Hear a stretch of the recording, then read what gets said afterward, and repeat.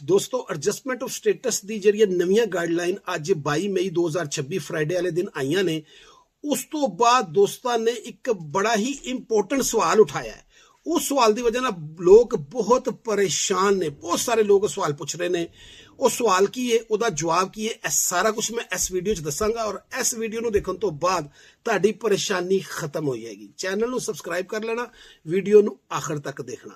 तो दोस्तों का सवाल है कि अगर असी B1 B2 वीजे तो स्टूडेंट वीजे ते जाना चाहते हैं तो साडा की बनेगा। अगर असी B1 B2 तो J1 ते जाना चाहते हैं साडा की बनेगा। B1 B2 तो असी E2 ते जाना चाहते हैं की बनेगा। B2 तो E2 ते जाना चाहते हैं साडा की बनेगा।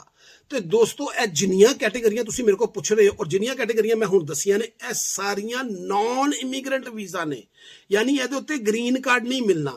यह तुसी गल कर रहे हो चेंज ऑफ स्टेटस, यह डिफरेंट है।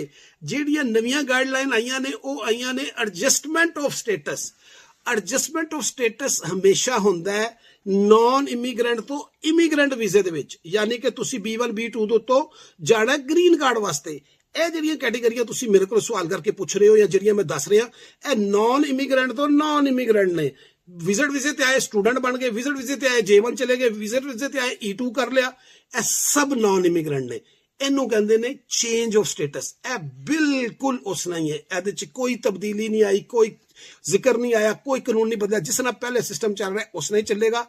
ਜਦੋਂ ਤੁਸੀਂ ਇਹ ਕੈਟੇਗਰੀਆਂ ਚੋਂ B1 B2 J1 E2 ਇਹਨਾਂ ਤੋਂ ਜਾਓਗੇ अपना इमीग्रेंट कैटेगरी यानी कि ग्रीन कार्ड वाले पासे जाओगे, फिर तुहाडे ते एडजस्टमेंट ऑफ स्टेटस वाला कानून लागू होएगा।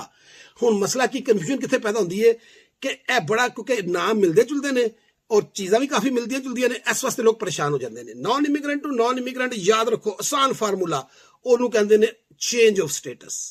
नॉन इमीग्रेंट टू इमीग्रेंट यानी कि ग्रीन कार्ड वाले पासे जाने वाला ਉਹਨੂੰ ਕਹਿੰਦੇ ਨੇ ਐਡਜਸਟਮੈਂਟ ਆਫ ਸਟੇਟਸ। ਅੱਜ ਜੋ ਗਾਈਡਲਾਈਨ ਸਵੇਰ ਆਈਆਂ ਸਨ ਉਹ ਸਾਰੀਆਂ ਐਡਜਸਟਮੈਂਟ ਆਫ ਸਟੇਟਸ ਵਾਸਤੇ ਨੇ। Non immigrant change of status ਦਾ ਉਹਦੇ ਨਾਲ ਕੋਈ ਤਾਲਕ ਨਹੀਂ।